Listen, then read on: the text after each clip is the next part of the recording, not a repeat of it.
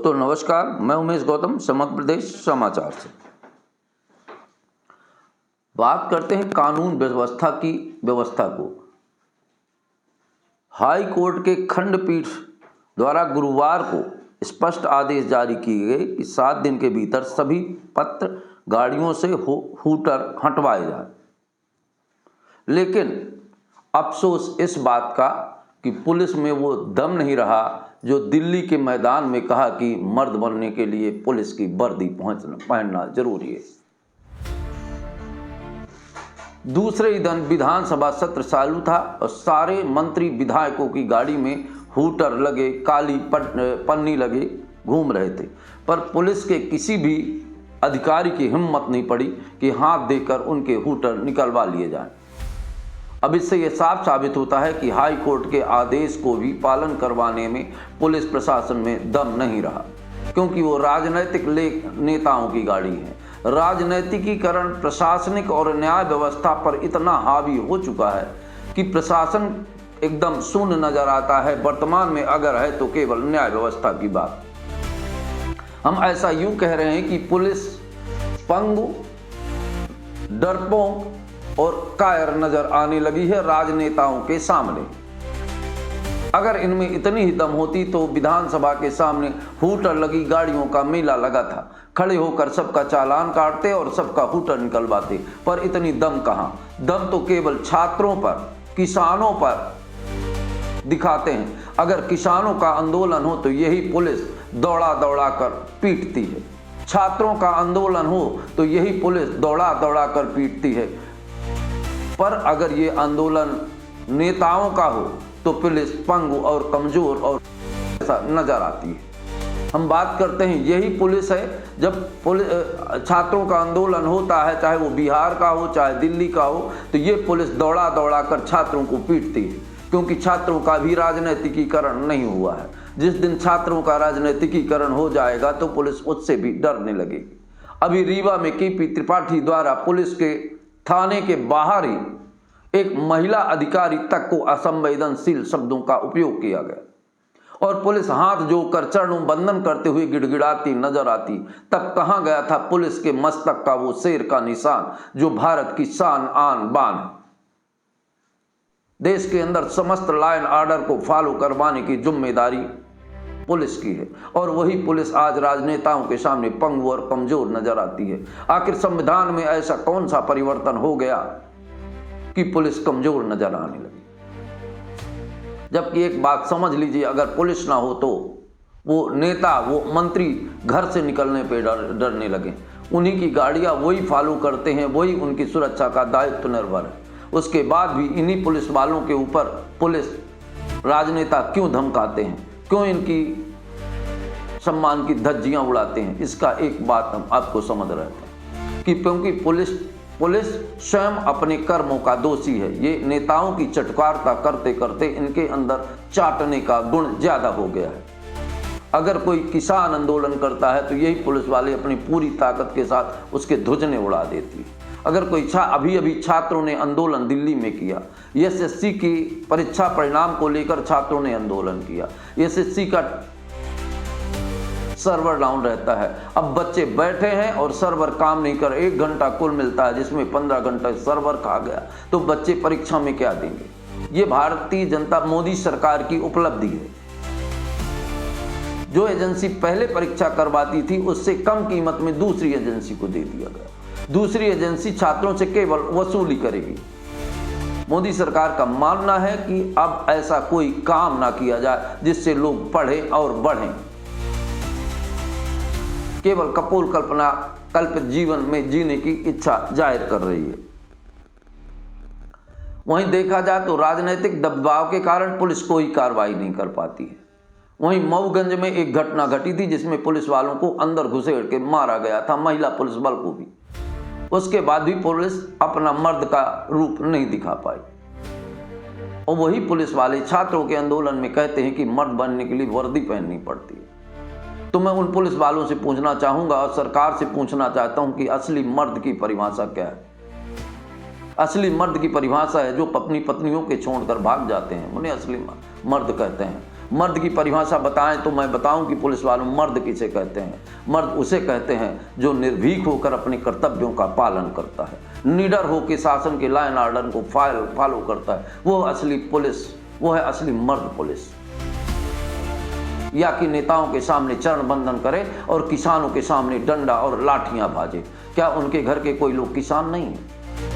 सवाल तो इस बात का है कि लोकतंत्र में सबको समानता का अधिकार हुआ है, पर उस लोकतंत्र की धुरी को जिस तरह से चट करते जा रहे नेता, या यूं कहें कि मोदी सरकार, क्योंकि पूर्ण दायित्व तो मोदी सरकार है। भारतीय जनता पार्टी की सरकार कहीं नहीं कही जाती, भारतीय जनता पार्टी की सरकार कहीं नाम नहीं लिया जाता। अगर एक गेम भी जीत जाता है, एक खेल भी क्रिकेट का जीत जाता है, तो मोदी की जीत कही जाती है और हमेशा ये कहा जाता है कि ये मोदी की सरकार है। तो मोदी की सरकार छात्रों के साथ इतना दुर्व्यवहार क्यों करती है? क्या ये साबित करती है कि अगर उन्होंने शिक्षा ग्रहण नहीं किया तो आने वाली सारी नस्लें अनपढ़ हो जाएं? क्या भारत विश्व गुरु बनेगा? मैं उनसे पूछना चाहता हूं जो विश्व गुरु की बात करते हैं कि विश्व गुरु किसे कहते हैं और विश्व गुरु की परिभाषा क्या है। तो क्या भारत इन्हीं तारतम्यों के आधार पर विश्व गुरु बनेगा कि जहां कोर्ट के आदेश के बावजूद भी पुलिस की हिम्मत नहीं कि राजनेताओं की गाड़ियों से हूटर निकाल सके, क्योंकि वो सत्ता के लोग हैं। पुलिस बस नाम की वर्दी है, काम तो दुम हिलाने का काम करती है। राजनेताओं के सामने ऐसा लगता है कि पुलिस निरीह और केवल दुम निकालती है। राजनेताओं के सामने पुलिस की ये हालत है कि 12 वर्ष नली में डाल रखो, पर नली निकालो तो वो फिर तिरछा की तिरछा। ये सच्ची के छात्रों के प्रदर्शन में एक पुलिस वाला तो मर्द बनों की बात कह देता है कि मर्द वर्दी पहनते हैं, पर उस पुलिस वाले से मेरा सवाल है कि मर्द की परिभाषा एक बार किताब खोल के पढ़ लेना, जिससे तुम बात करते हो। 3 बार MPPSC में पुलिस की पोस्ट निकाल चुका था। और पुलिस को एक बात का ख्याल रखना चाहिए कि एक रामायण में सेंटेंस है कि अपने मुँह तुम अपनी करनी, बार अनेक भांति भोगरनी। अपनी तारीफ करने वाले व्यक्ति कभी तारीफ के काबिल नहीं होते। और बात करते हैं विश्व गुरु की, और SSC का छात्र से अगर 5 सवाल गलत हो जाए तो 500 रुपया वसूल किया जाता है। पूरे भारत में 100 करोड़ छात्र हैं, तो आप समझ लीजिए कि फॉर्म भरने पर ही सरकार कितनी वसूली करती है। क्या ये समझे कि वर्तमान सरकार में अब आम आदमी की कोई औकात नहीं, केवल राजनेताओं की औकात है। अब सिर्फ पूंजी, पावर और पॉलिटिक्स से ही चलेगा, या यूं कहें कि लोकतंत्र की जगह अब पूंजी, पॉलिटिक्स और राजनेता ही चलेंगे। ये आवाज अब रुकेगी नहीं। संविधान बचेगा नहीं, ये तय करेगा भारत की जनता, आम जनता, आम जनता का स्वभाव। और आपको एक बात बता दें, ये आम जनता है, सब कुछ जानती है। जिस तरह से अभी वर्तमान में चल रहा है, ये बिल्कुल निराशाजनक और दुखद है। इससे क्या भारत विश्व गुरु बनेगा?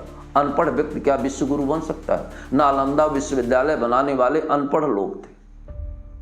अगर थे तो वो मीडिया के लोग बताएं कि विश्व गुरु किस आधार पे बनेगा। और एक बात बता दूं, लोकतंत्र का ब्रह्मा है मीडिया, और जब मीडिया चटकार और गुलाम हो जाए तो देश को आजाद नहीं माना जा सकता। वो चाहे कोई भी सरकार रही हो, कोई भी काल रहा हो, पर मीडिया ने जब सच लिखा है, सच कहा है, तब देश का सुधार हुआ है। और जहां मीडिया कुत्ता की तरह भौंकने का काम करती हो, चटकारिता करने का काम करती हो, सच दिखाने से डरती हो, तो आप समझ लीजिए कि भारत का क्या दुर्दशा होने वाली है। दिल्ली में हुए आंदोलन को बहुत सारे मीडिया चैनलों ने नहीं दिखा रहा है, क्योंकि सच दिखाना उनकी फितरत नहीं है। सुर्खियों में बने रहने की आदत सी बन गई है। मैं उमेश गौतम, समग्र देश समाचार। और के बाद नोटिस पर खोलने के लिए थे। कल आप आए ऑफिस में? मेरे पास समय कुछ समय दीजिए। आप बोले आपको 2 दिन में कोई हल्ला नहीं होगा, 5-10 मिनट दीजिए सर हमें।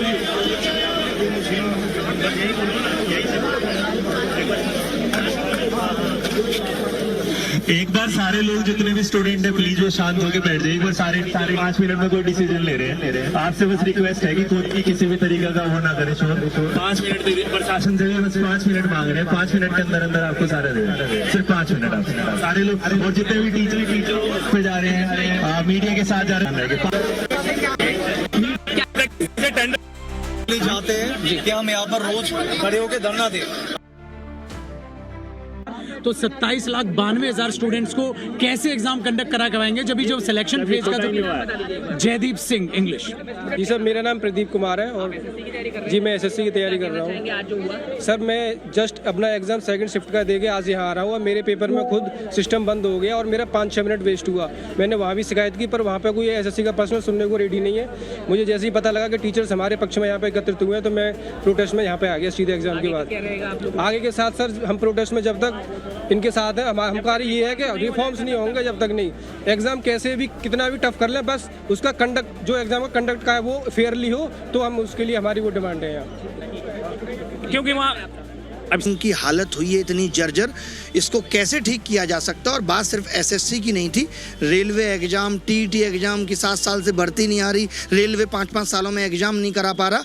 और इस बार हमने 3 महीने पहले भी ये आवाज़ उठाई थी एसएससी में जाके कि आप अपने सिस्टम में रिफॉर्म लाइए। रिफॉर्म के नाम पे ये एक ऐसी एजेंसी लेके आ गए एडीक्यूटी जिसने उस बच्चे को जो सिस्टम को और बर्बाद कर दिया।